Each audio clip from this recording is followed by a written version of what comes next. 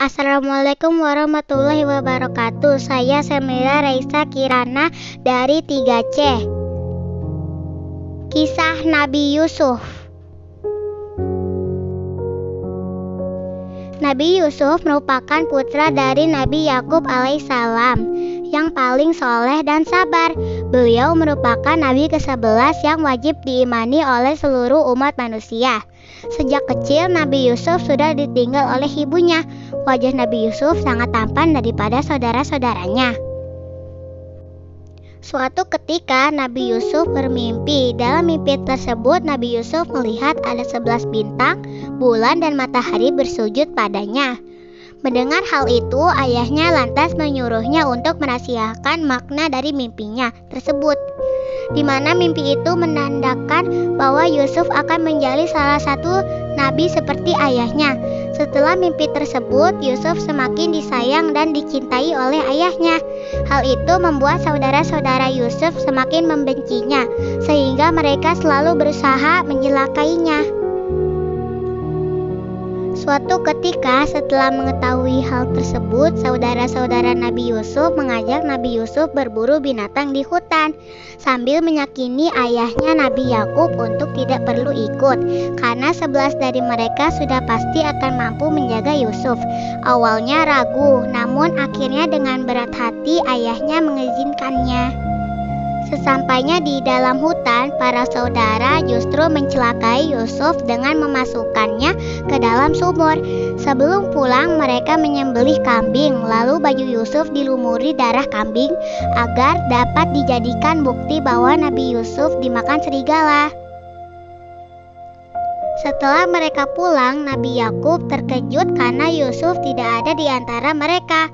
Saudara-saudara Yusuf berpura-pura menangis. Mereka mengatakan bahwa Yusuf dimakan serigala ketika berlomba di hutan. Mereka menyerahkan baju Yusuf sebagai buktinya. Nabi Yakub bersedih dan menangis hingga matanya menjadi buta. Setelah Yusuf dibuang ke sumur, datanglah serombongan kafilah dagang yang hendak mengambil air.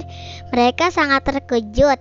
Ternyata ada seorang anak di dalamnya yang sangat tampan. Dialah Yusuf, dan mereka pun merasa senang dan berniat untuk menjual anak tersebut. Akhirnya Yusuf dijual sebagai budak dan dibeli oleh seorang menteri kerajaan Mesir yang bernama Kitfir.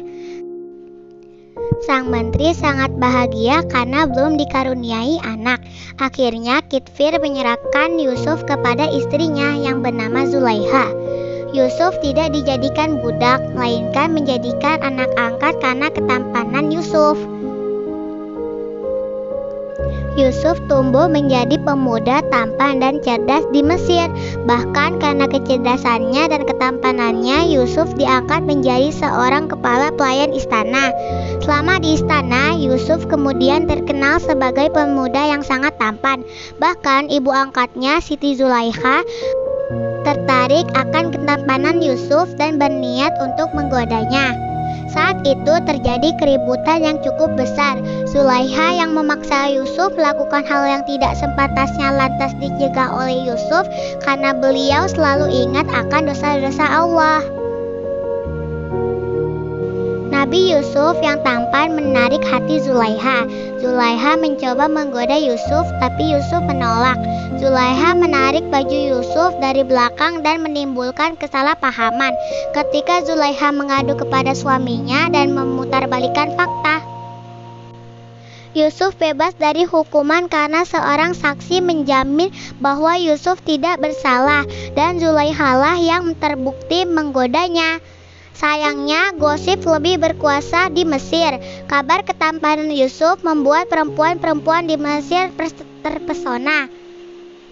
Mereka yang datang ke rumah Zulaiha menyaksikannya sendiri. Ketampanan Yusuf membuatnya dijebloskan ke penjara. Sementara Yusuf di penjara, Raja Mesir bermimpi melihat 7 ekor sapi betina yang gemuk dimakan oleh 7 ekor sapi betina yang kurus, 7 tangkai gandum yang hijau dan 7 tangkai lainnya yang kering. Tak tak seorang pun dapat mengartikan mimpi tersebut, sampai salah satu seorang pemuda mengingatkan kemampuan Yusuf, lalu menawarkan kemampuan Yusuf kepada sang raja Mesir.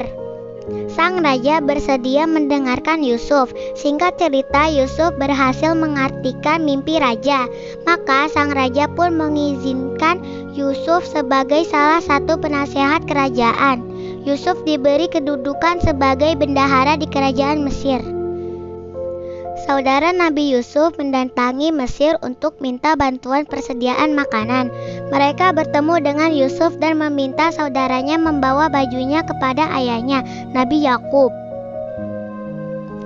Saat itu Nabi Yakub sudah sangat berumur, penglihatannya sudah kabur, tapi dia dapat mengenali Yusuf melalui pakaian yang dibawa anak-anaknya. Mereka kemudian pergi bersama ke Mesir untuk bertemu dengan Yusuf. Singkat cerita, pertemuan mengharukan pun kembali.